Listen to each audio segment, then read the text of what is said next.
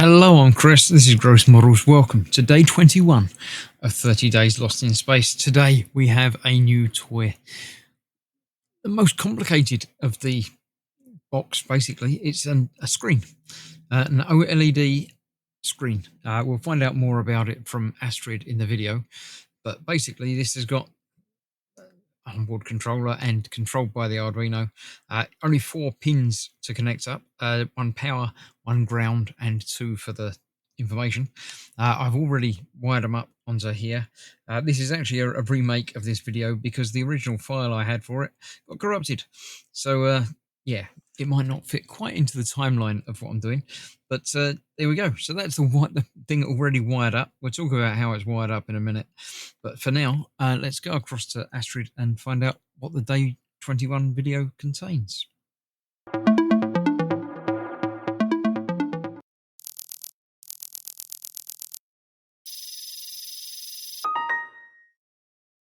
We're this close to liftoff and you stepped out? Priorities, Explorer.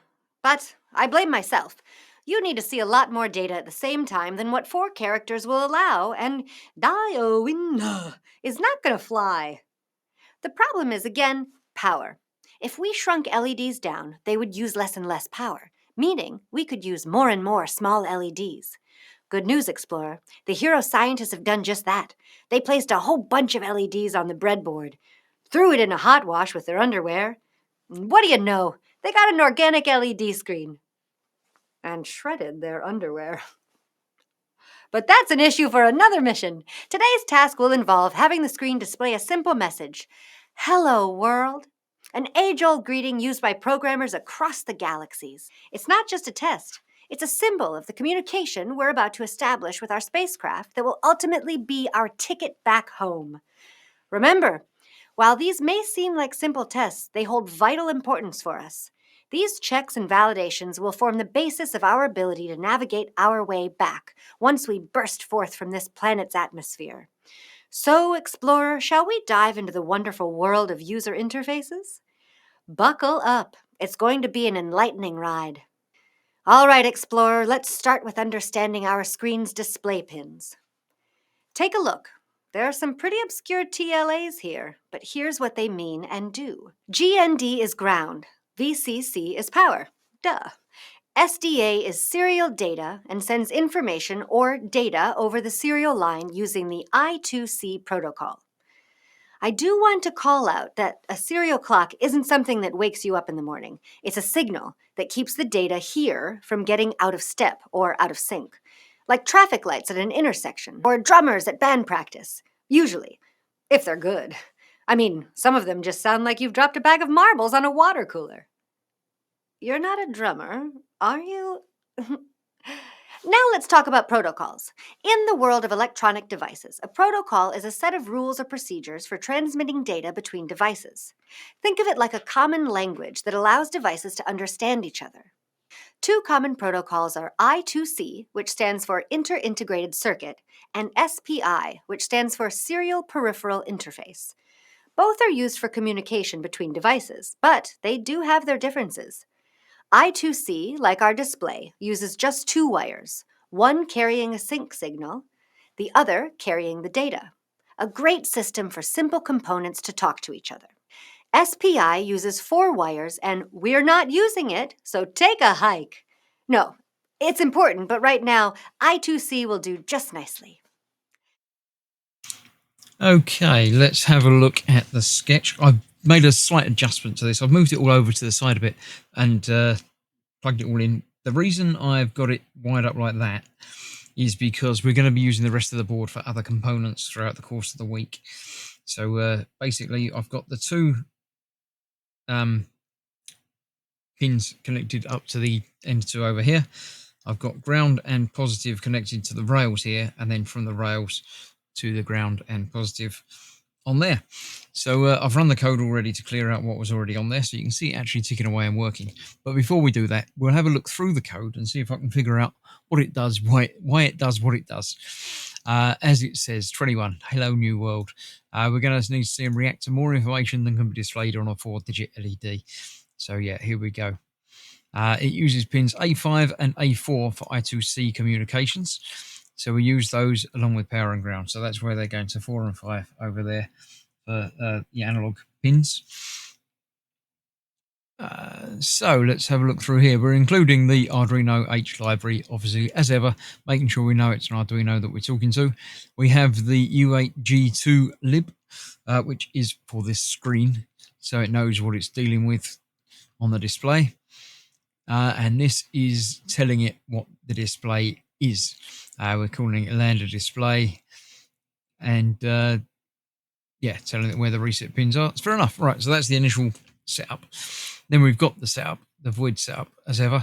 Setting up the serial monitor that I'm not really going to use. Then we're waiting a bit, and then we're initializing the display. Lambda display begin. Right, we're setting the font, which is that font. It's a suitable font, apparently. That'll do. That's fine. Uncomment the next line if your display shows the text upside down. All right, so the display rotation, we can turn it around if we want to use the pins at the bottom of it. Useful to know. Whether we can do 90 degrees, don't know. That would change all the resolution sort of numbers as well, so probably not easily. Right, so that's the setup for that. Now the void loop, the bit that we're going to run. We're getting the font height for the particular font that we're using. Yeah, that's fair enough.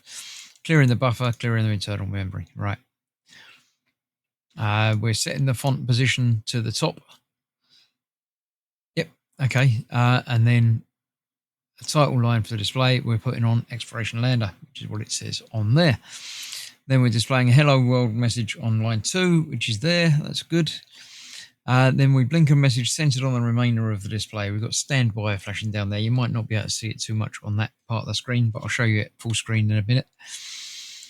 We're using a Boolean to turn the blink on. True. If blink is on, then exactly where we're going to put it. Yeah, we're dividing it by 2 to get it centered in between the middle bits. And then we're printing standby. Blink on is not blink on. That's what the exclamation mark means. So we're making it false. And then Lambda display is nothing. Nothing is displayed on the display until the buffer is sent to display below. So there, that's it. That's it. We're waiting for half a second. Okay, and then we're drawing characters on there. So that's the blank bit.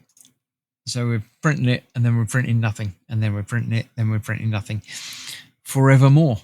So yes, I do understand that. I've already sent it, but I'll do the compiling again just for completeness of the video. It's compiling the sketch and done compiling, uploading. Hence the light flashing quickly on there, and we are done. We have got it uploaded.